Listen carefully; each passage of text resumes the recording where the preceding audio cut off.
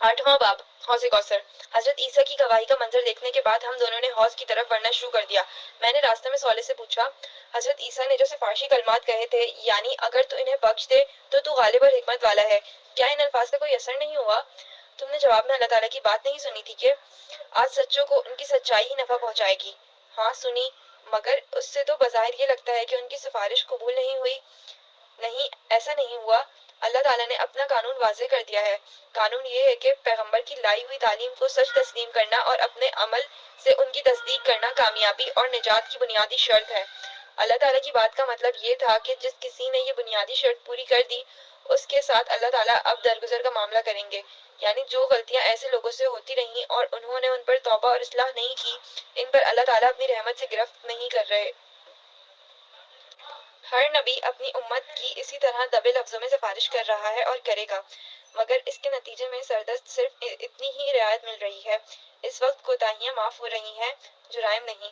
और ये कोताहियां जिन्हें मामूली समझकर तौबा नहीं की गई थी, बहरहाल इस तरह की खौरी का सबब बनी है जो तुम्हारी बेटी लैला को उठानी पड़ी थी। बाकी जिन लोगों ने हम वक्त ईमान और अमल सौले और तौबा और इस्लाह का मुस्तकिल रवैया इख्तियार किए रखा, वो तो अव्वल वक्त ही से आफियत में है, और जिन लोगों ने मुस्तकिल नाफरमानी और बड़े गुनाहों की राह इख्तियार की, वो उस वक्त से बदतरीन सख्ती का शिकार हैं। ये गुफ्तगू करते हुए हम एक ऐसी जगह आ गए जहाँ फरिश्ते लोगों को आगे बढ़ने से रोक रहे थे। सौलेह मेरा हाथ थामे उनके करीब चला गया। उसे देखते ही फरिश्तों ने रास्ता छोड़ दिया। हम जरा दूर चले तो एक झील सी नजर आने लगी। उसे देखते ही सौलेह बोला, यही हौज़ कौसर है। मैंने कहा, मगर यहाँ रसूलुल्लाह सल्लल्लाहु अलैहि वसल्लम तो नहीं? वो आगे की तरफ हैं, हम दूसरी सिमत से दाखिल हुए हैं। मैं तुम्हें उनका तफसीली मुशाहिदा कराना चाह रहा था, इसीलिए यहाँ से लाया हूँ। सौले की बात पर मैंने गौर किया तो मालूम हुआ कि ये आम मानों में कोई हौज नहीं है। मैंने कदर ताज्जुब के साथ सौले से कहा, यार ये तो झील बल्कि शायद समंदर जितना बड़ा है, जिसका दूसरा किनारा नजर ही नहीं आता। हाँ, ये ऐसा ही है। तुम देख नहीं रहे कि कितने सारे लोग इसके किनारे पानी पी रहे हैं? अगर कोई छोटा मोटा हौज होता तो फौरन ही खाली हो जाता। उसने ठीक कहा था, यहाँ हर जगह बहुत सारे लोग मौजूद थे। वैसे पिछली दुनिया में भी रसूलुल्लाह सल्लल्लाहु अलैहि वसल्लम ने के इरशाद से मुझे अंदाजा था कि ये आम सा हौज नहीं होगा, बल्कि कोई समंदर होगा। बल्कि हुजूर के इरशादात से मुझे ख्याल होता था कि ये वही जगह है जहाँ पिछली दुनिया में अरबों वरा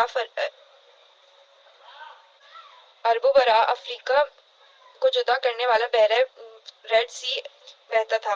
मैंने अपने उस अंदाज का इजहार सौले से किया तो वो बोला, बड़ी हद तक ये अंदाजा ठीक है। जमीन फैलकर अगरचे बहुत बड़ी हो चुकी है, मगर ये कमोबेश वही जगह है। इसका मतलब है कि मैदान हशर सरजमीन अरब पर बर्पा हो रहा है। हाँ, तुम्हारे अंदाजे ठीक हैं। मैं खामोशी से सोचने लगा कि कैसा वक्त था वो जब दुनिया आबाद थी। लोग उस वक्त दुनिया के हंगामों में गुम थे। काश इन्हें अंदाजा हो जाता कि असल दुनिया तो मौत के बाद शुरू होने वाली है। अल्लाह ताला ने अपने अंबिया को भेजकर पिछली दुनिया में तरह तरह से लोगों को समझाया, मगर लोग मान कर ही नहीं दिए। फिर अल्लाह ताला ने उन अंबिया में से कुछ को मनसब रिसालत पर फाइज कर दिया।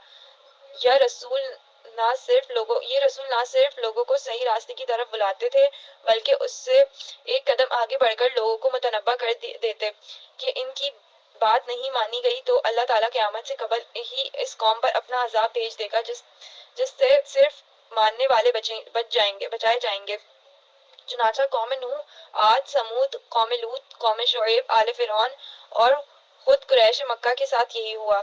इन अकवाम के रसूलों ने इन्हें अल्लाह के अजाब से डराया, मगर जब वो ना माने तो कयामत से कबल ही दुनिया में इन्हें अजाब दिया गया। कौम नूह और आले फिरौन को पानी में डुबोकर, आद को तंद आंधी से, कौम समूद और कौम शुएब को एक कड़क से, कौम लूत को पत्थर वाली हवा से और कुफारे मक्का को मोमिनों की तलवारों से खत्म किया गया, और अहले ईमान को बचाकर जमीन का इक्तदार इन्हें दे दिया गया। खासकर कुफारे मक्का और हुजूर का मामला तो तारीख की रोशनी में हुआ और कुरान में इसका रिकॉर्ड महफूज कर दिया गया। और किसे मालूम नहीं था कि सहाबा इकराम को किस तरह चंद बरसों में दुनिया का हुक्मरान बना दिया गया। यूं आखिरवी सजा और जजा का एक दुनियावी नमूना इस तरह कायम किया गया कि कोई शख्स भी इसका इनकार करने की ताकत नहीं रखता। फिर भी लोगों ने इस दिन की तैयारी नहीं की।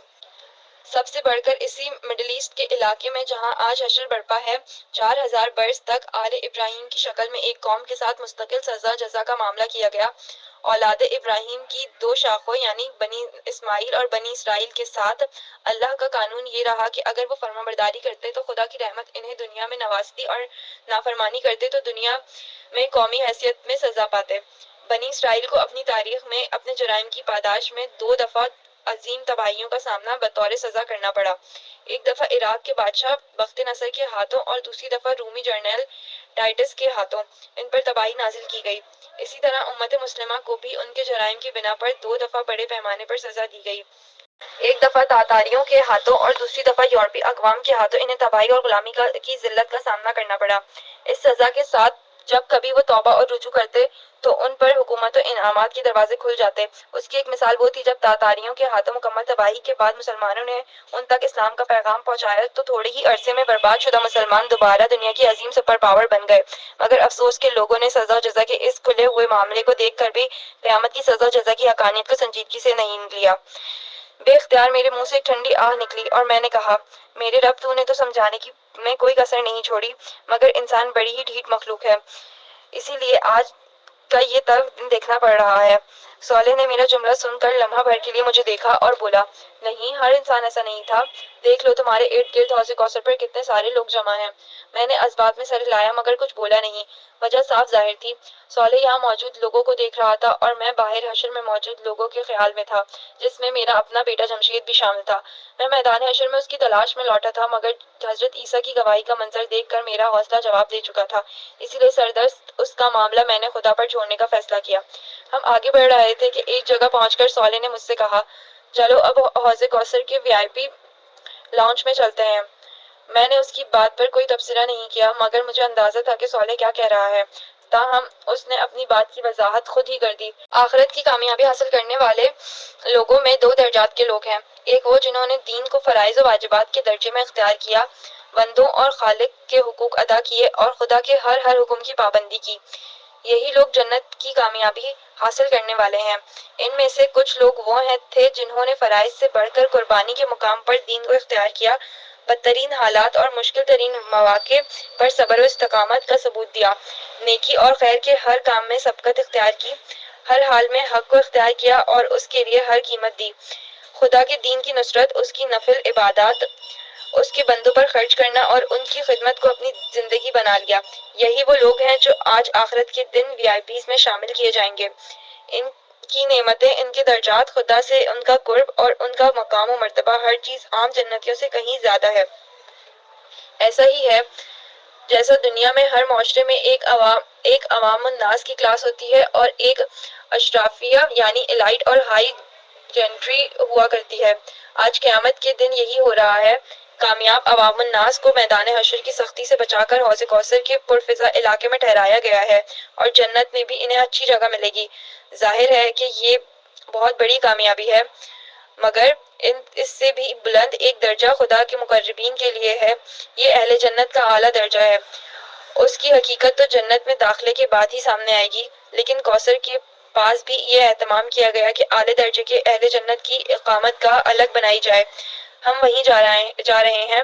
وہ لمحہ بھر کے لیے ٹھہرا اور میری آنکھوں میں غور سے دیکھتے ہوئے کہنے لگا، کیونکہ ہمارا عبداللہ عام اہل جنت میں سے نہیں بلکہ ایک سردار اور ہر اعلیٰ مقام کا حقدار ہے۔ میں نے اس کی بات سن کر اپنا سر جھکا دیا۔ ہم ایک ایسی جگہ داخل ہوئے جہاں کا حسن شاید الفاظ کی گرفت میں نہیں آ سکتا تھا۔ جھیل کا برف کی مانند سفید اور بے آمیز پانی زمین کے فرش پر چاندنی کی طرح بچھا ہوا تھا۔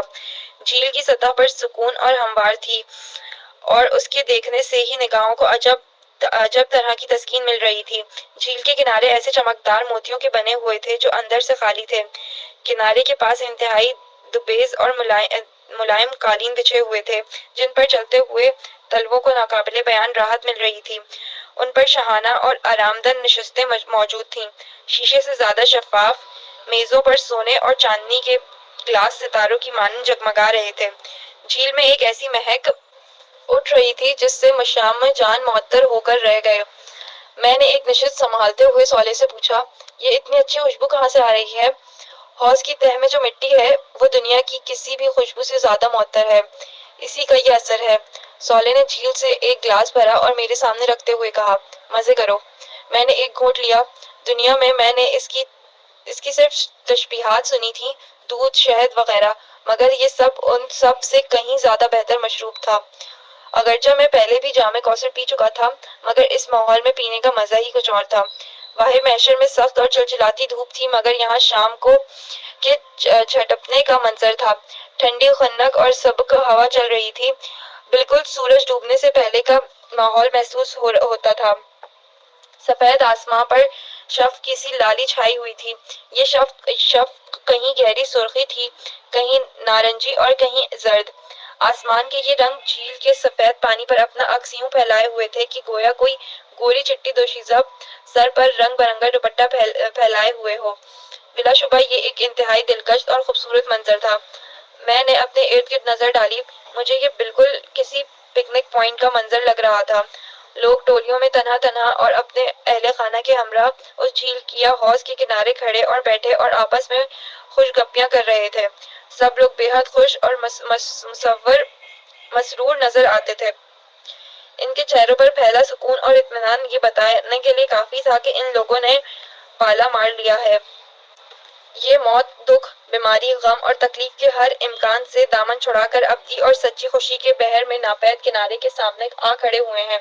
ختم نہ ہونے والی کامیابی، ماند نہ پڑنے والی خوشی، کم نہ ہونے والی لذتیں، فنا نہ ہونے والی زندگی اور واپس نہ لی جانے والی آسائشیں آج ان کے قدموں میں تھیں۔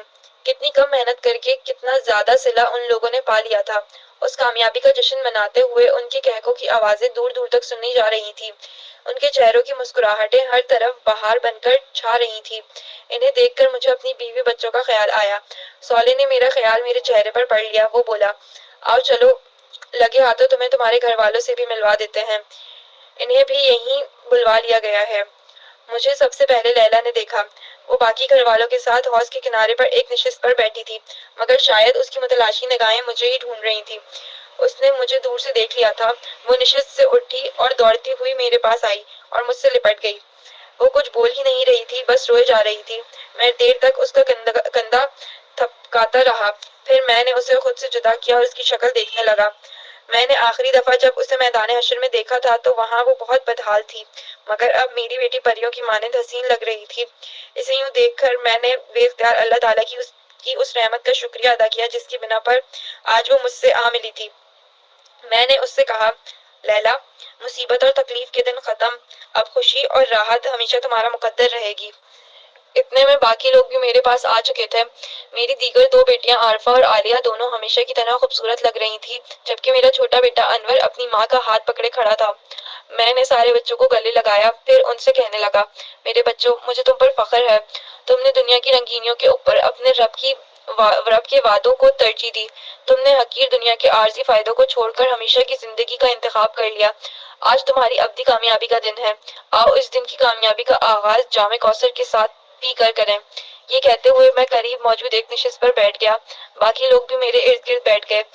میں نے بیٹھتے ہی لیلی سے کہا، بیٹا، میں تمہاری رداد سننا چاہتا ہوں، مگر پہلے انور، عالیہ، عارفہ، تم بتاؤ کہ تم لوگ خیریت سے اپنی ماں تک پہنچ گئے تھے؟ تینوں نے ایک ہی جواب دیا کہ وہ اول وقت میں ہی محفوظ تھے اور مختلف فرشتوں نے روز حشر کے آغاز ہی پر انہیں بحفاظت عرش کے سائے تلے پہنچا دیا تھا۔ ان کے بعد لیلی بولی، ابو، میں نے بہت مشکل وقت دیکھا ہے۔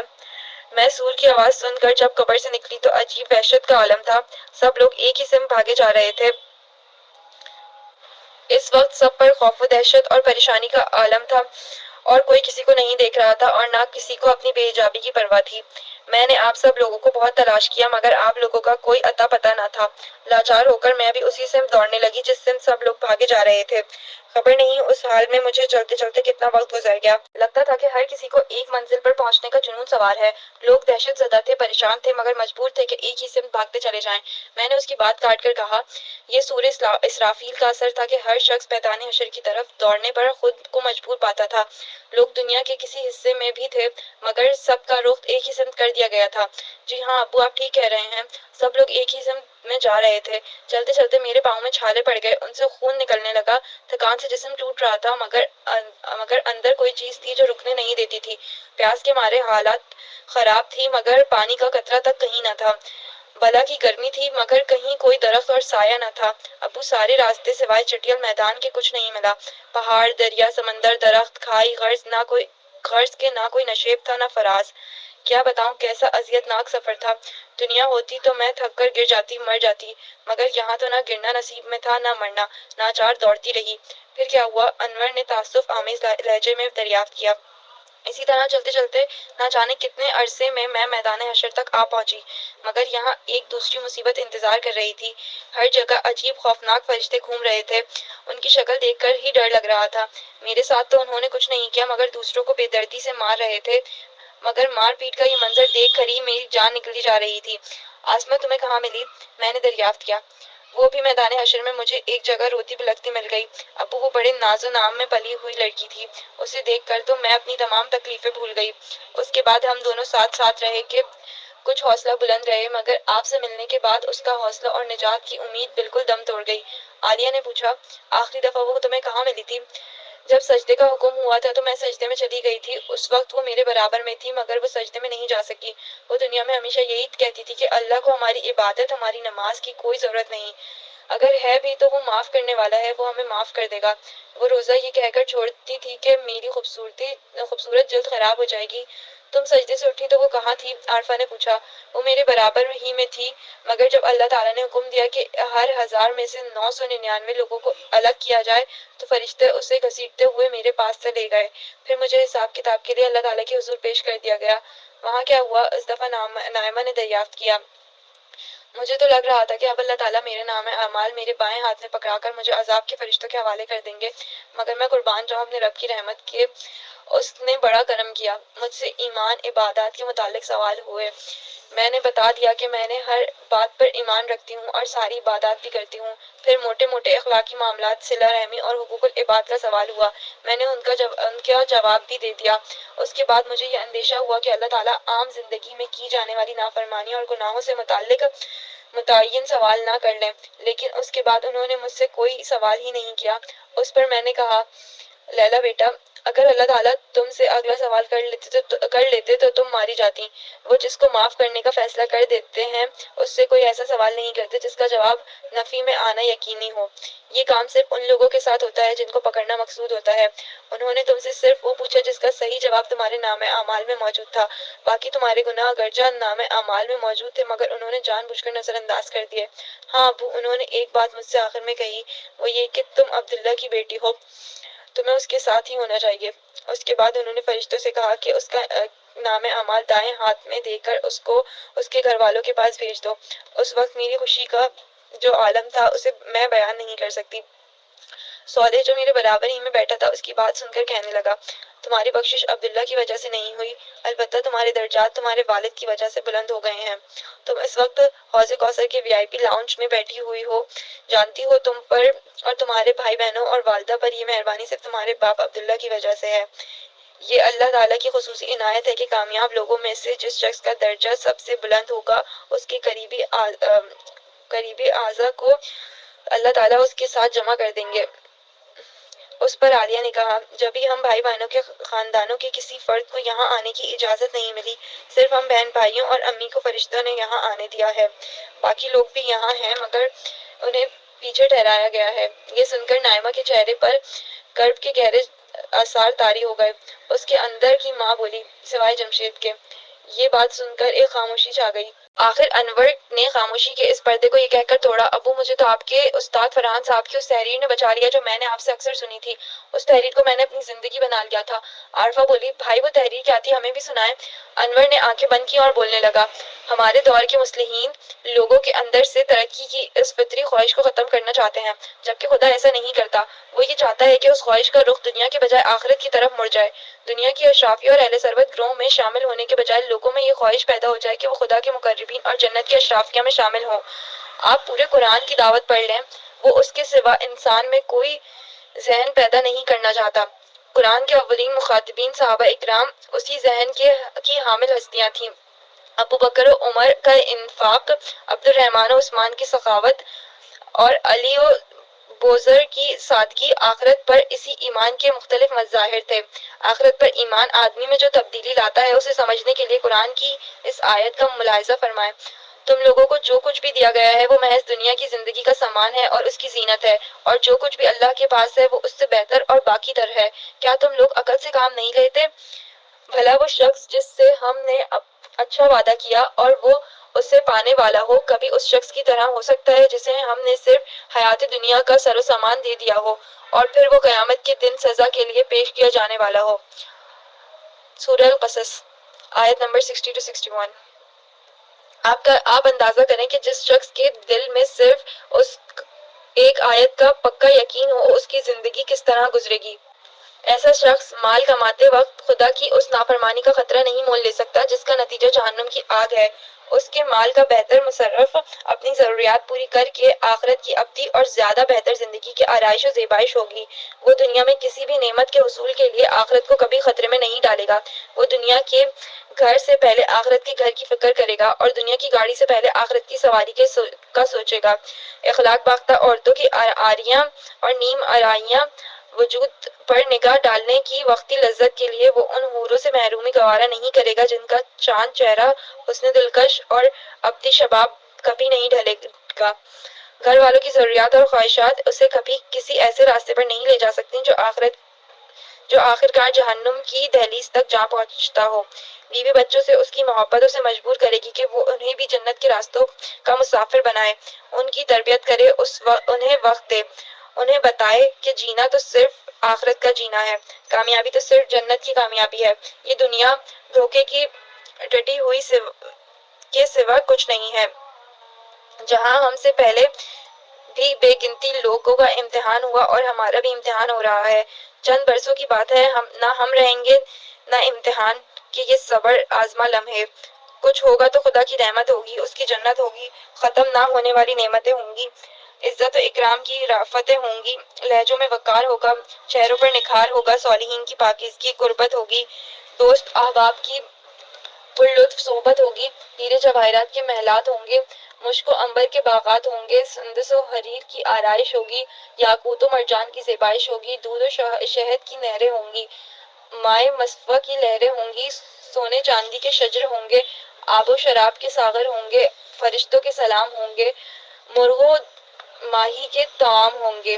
غرض عیش و سرور اور حور و خدام کی یہ ابدی دنیا، آب و شراب اور قصر و خیام کی یہ ابدی دنیا، جاہ و حشم اور لذت و انعام کی یہ ابدی دنیا، چین و سکون اور لطف و اکرام کی ابدی دنیا، وہ دنیا ہوگی جہاں کوئی دکھ نہ ہوگا، کوئی غم نہ ہوگا، کوئی مایوسی نہ ہوگی، کوئی پچھتاوا نہ ہوگا اور کوئی محرومی نہ ہوگی، کوئی محدودیت نہ ہوگی۔ بد نصیب وہ نہیں ہے جسے فانی دنیا نہیں ملی، بد نصیب وہ ہے جسے یہ ابدی دنیا نہیں ملے گی۔